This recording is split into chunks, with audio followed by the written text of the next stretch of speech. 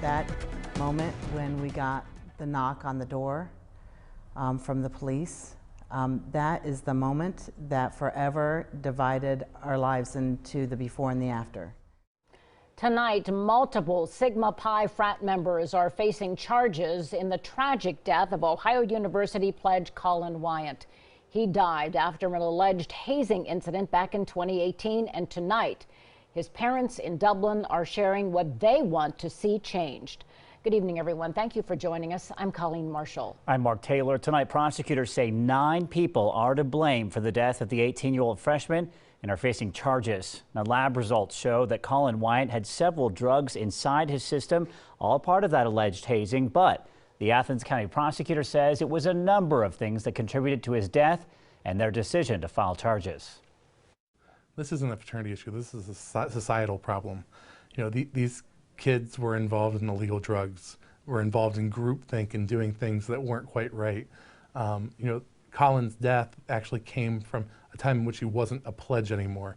And so this doesn't just apply to fraternities. Should get us all to think about how we all should behave better, take responsibility for our actions, and care about our brother. The Athens County prosecutor adds that they're giving the people who were charged time to turn themselves in before they issue arrest warrants. And tonight, NBC4's Danielle Avitable has been speaking with COLLEEN WIANT's parents. She's joining us live from the newsroom, and has to be, for them, at least some comfort to know that changes might be coming, Danielle. Yeah, but his parents told me at one point they didn't even think that anyone was going to be charged with their son's death. And now they're working on forgiving those who were involved. A year after COLLEEN WIANT was found dead inside the Sigma Phi Epsilon fraternity annex house, 9 people, including 7 fraternity members, were charged in connection to his death. We don't take any joy in anyone's pain or misery or loss.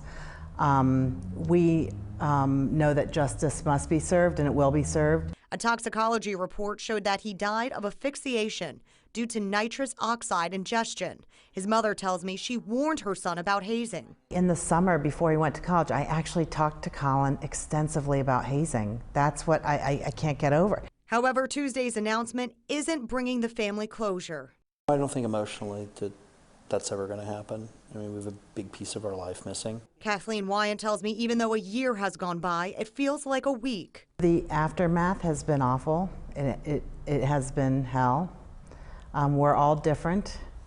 We'll be different forever. Different but stronger, and now fighting for a change. Well, we'd like to obviously see a little more transparency, actually a lot more transparency in terms of what some of these fraternities have done in the past, what their past records are. Had we had knowledge of some of the past incidences of the Sigma Pi fraternity and things that have happened in the past, we probably would have been very diligent in terms of telling COLLEEN that that's not an option for him. In the past, the fraternity denied the hazing allegations. The university later expelled Sigma Pi. I think to the college students that this sends a message regarding the magnitude of this and the consequences and how seriously this has been taken.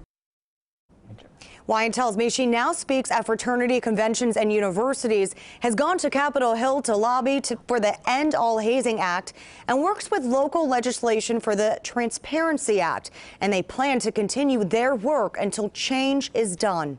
Local for you, Danielle Avitable, NBC4. Boy, what they've been through. Thanks so much, Danielle. And to read the list of everyone who is now facing charges, what those charges are, head to our website, NBC4i.com.